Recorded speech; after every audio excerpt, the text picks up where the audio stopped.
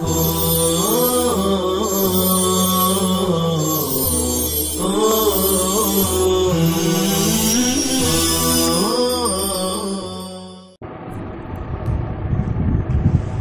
الله الرحمن الرحيم.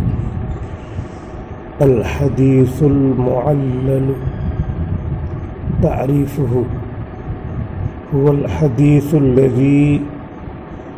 اطلع فيه على علة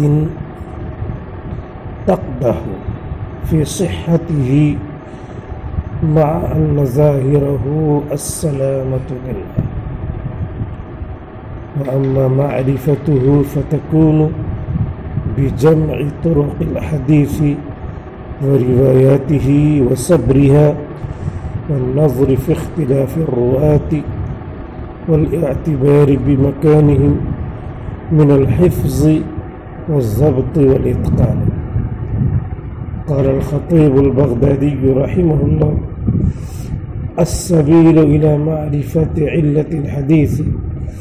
أن يجمع بين طرقه وينظر في اختلاف رواته ويعتبر بمكانهم من الحفظ ومنزلتهم في الإتقان والضبط. وقال علي بن المديني رحمه الله: الباب إذا لم تجمع طرقه لم يتبين خطأه، وقد تقع العلة في إسناد الحديث وهو الأكثر، وقد تقع في متنه. یہاں حدیث معلل کا بیان ہے، صفحہ 96 یہ سبق ہے۔ اس سے پہلے حدیث مضطرب کا تذکرہ آیا تھا، جس کا حاصل یہ ہے کہ ایک راوی حدیث کو بیان کرے، جیسے یہاں پہ بیان کیا ہے 6 لائن کی حدیث ہے: یبیت قوم من هذه الامة على طعام وشراب ولهو، یہ پوری حدیث بیان کیا ہے۔ راوی نے بیان کیا کون؟ فرقد السبخی، انہوں نے بیان کیا ہے۔ تو ایک متن ہو، اس کو ایک راوی بیان کرے، لیکن جو اس کی سند ہو ہر بار بدل دے، کہیں نام دوسرا لے لے، تو دوبارہ کسی نے کہا سند بیان کرنے کے لیے سند بیان کیا، کسی جگہ دوسرے کا نام لے لیا۔ تو یہ حدیث فرقد سبخی نے 6 طریقے سے بیان کیا، علی 6 وجوہ۔ تو ایک ہی سند کو اس میں اضطراب ان کو ہوا 6 طریقے سے، فاضطرب فیہا۔ تو اتنا ہے حاصل اس سبق کا کہ جس میں بیان کرنے والے راوی متن حدیث بیان کریں اور سند میں اضطراب ہو، کہ کبھی کوئی نام لے رہے ہیں عن فلان عن سعید عن عبد الرحمن، اس کا دوبارہ بیان کرنا ہوا عن عبد الرحمن عن فلان عن سعید، اس طرح پھر سے دوبارہ بیان کیا عن فلان عن فلان عن فلان، مثال کی طرح سب میں تلاش کیا لوگوں نے ان کے بیان کو، تو 6 طریقوں سے پایا۔ اور بھی طریقے ہو سکتے ہیں، اور طریقے کا مطلب اس طرح اضطراب ہوا، بدل دیا انہوں نے۔ تو اس سند کے اوپر متن کھڑا ہے، اس ستون کے اوپر متن کی چھت کھڑی ہے، تو جب ستون ہلے گا تو متن بھی ہلے گا، اسی لیے مضطرب ہے یہ ان کا بیان سند کا۔ سند کیا ہے؟ آدھار کارڈ ہے، آدھار ہے،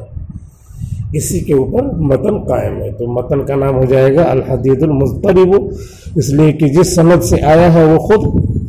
ڈاوا ڈول ہے۔ تو اس کو بیان کرنے کے بعد پھر مناقشہ کے لیے سوالات جو پڑھے ہوئے ہیں وہ پیش کیے، پھر یہ آج کا سبق ہے نا الحدیث المعلل، حدیث معلل۔ تعریفہ، اس کی تعریف، هو الحدیث الذی اطلع فیہ، وہ ایسی حدیث ہے جس میں مطلع ہوا جائے، جس میں اطلاع ملی ہو، اطلع اطلاع ملی ہو، علی علت ایسے عیب کی، علت بیماری، عیب، نقص، جس میں اطلاع ملی ہو ایسے نقص کی، عیب کی، تقدح فی صحتہ، جو اس حدیث کی صحت پر بٹا لگائے، جو اس حدیث کی صحت کو داغدار کر دے، قدح۔ ہم کو پتہ چل گیا کہ یہ راوی کیا ہے، صاف جھوٹ ہے، شیعہ رافضی ہے۔ اب ظاہر سی بات ہے کہ عدالت پہ ہو گیا، ضرب لگ گئی تو صحت پہ اثر پڑے گا، تقدح فی صحتی۔ تو وہی علت یہاں پہ جو پہلے عیوب پڑھے ہیں اسی کا نام علت ہو، مختلف قسم کی عیوب ہے، اسی لیے وہ حدیث کیا ہو جائے گا، حدیث معلل۔ اب جن حدیثوں کی تعریف اور نام ہم نے الگ الگ پڑھے ہیں، انہی کا نام معلل بھی ہو سکتا ہے اس نہج سے۔ ایک عیب دیکھا ہم نے تو اس حدیث کا نام کیا ہے، موضوع۔ کون سا ہے، جھوٹے ہیں راوی، تو اس کیوں موضوع ہے وہ، علت کیا ہے، راوی کی عدالت داغدار ہے، وہ جھوٹے ہیں، یہ علت ہم کو معلوم ہوئی ہے، علت۔ تو اس علت کی وجہ سے وہ حدیث کون سی علت والی ہے، المعلل۔ کیسے معلل ہے، راوی جھوٹے ہیں، تو علت کی تعین کر دی جائے تو نام کی تعین ہو جائے گی۔ علت کی تعین یہ ہے کہ وہ راوی جھوٹے ہیں، تو نام کی تعین ہو گئی کہ حدیث کا نام کیا ہے، موضوع، الحدیث المعلل الموضوع۔ تو معلل گویا کہ یہ ہوا عام نام،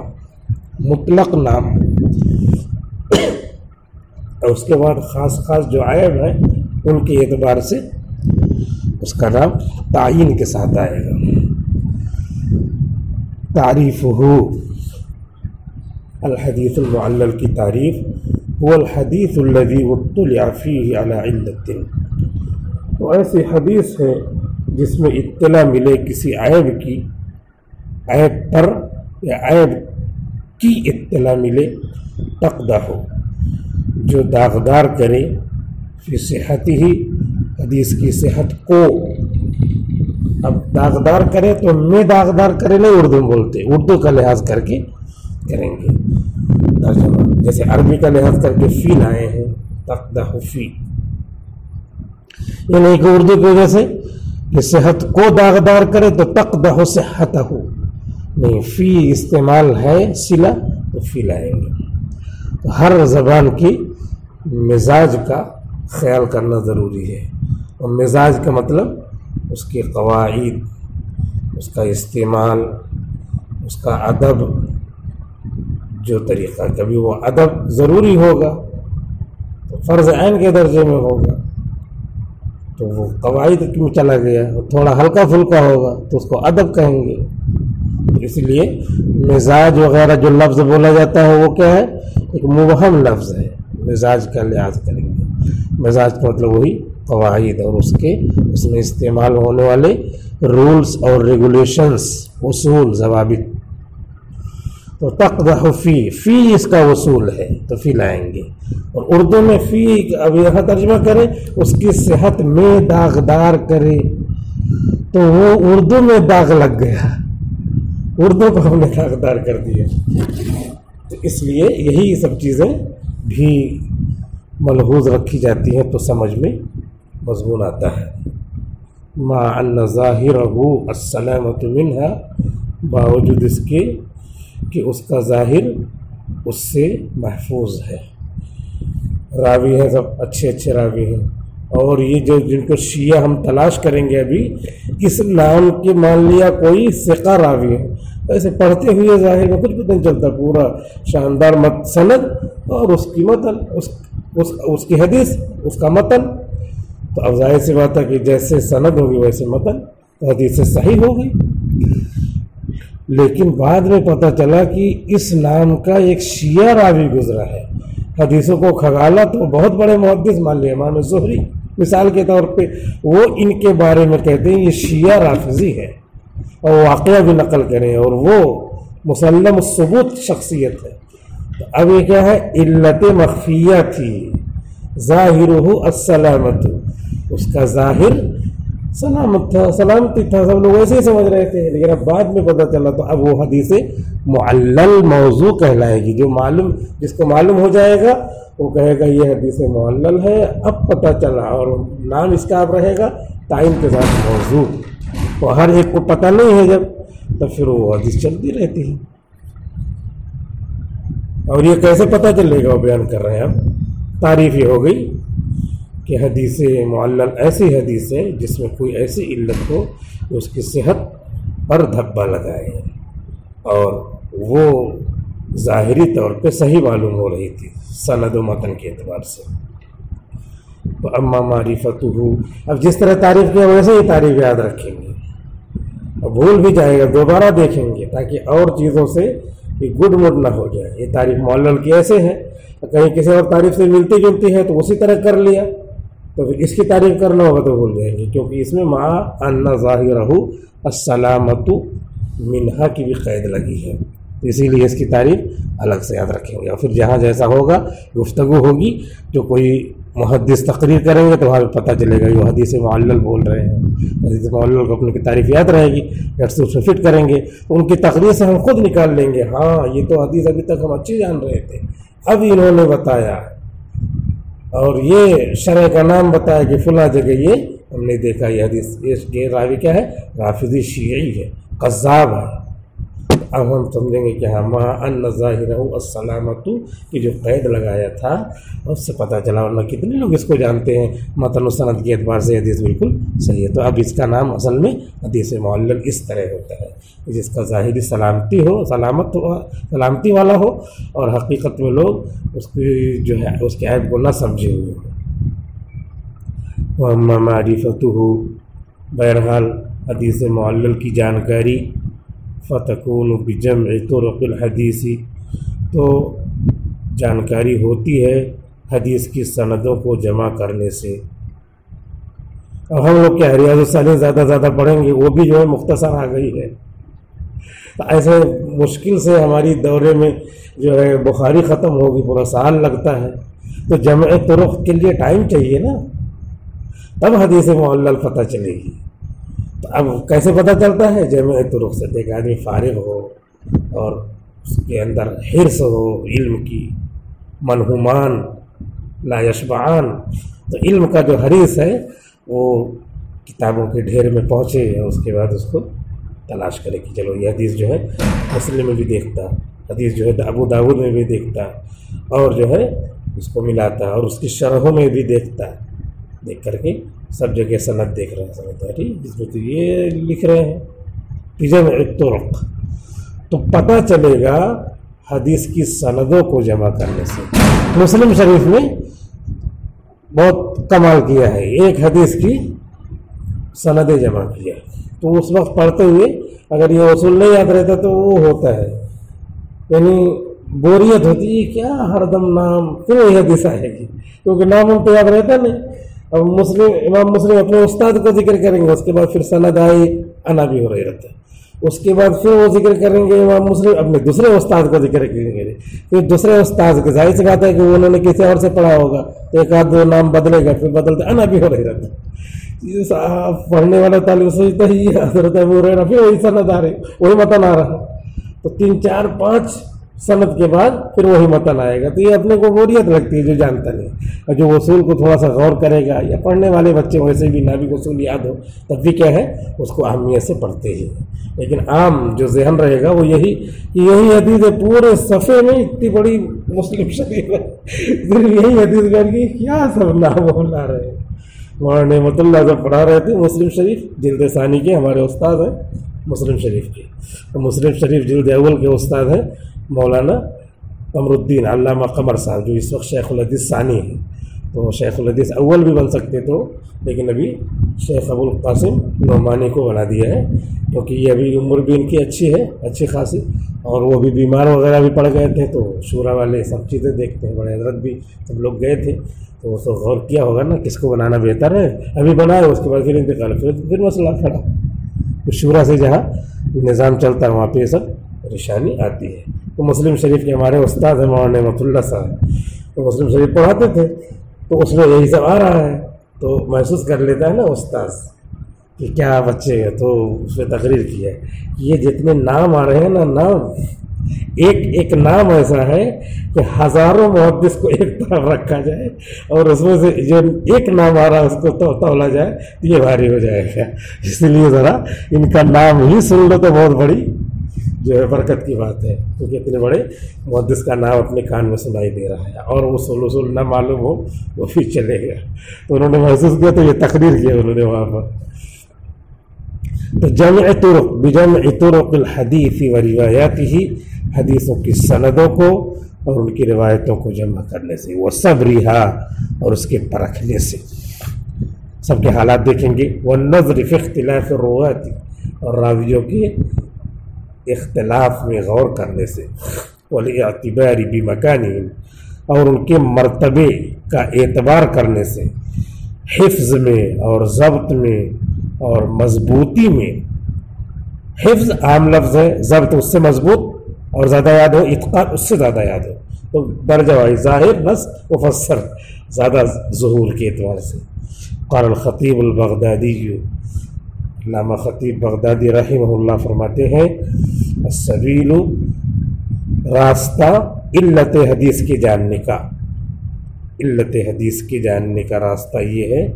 کہ جمع کیا جائے ان کے اس کی سندوں کو، بینہ کا ترجمہ کو کریں گے، وینظر اور دیکھا جائے، غور کیا جائے ان کے راویوں کے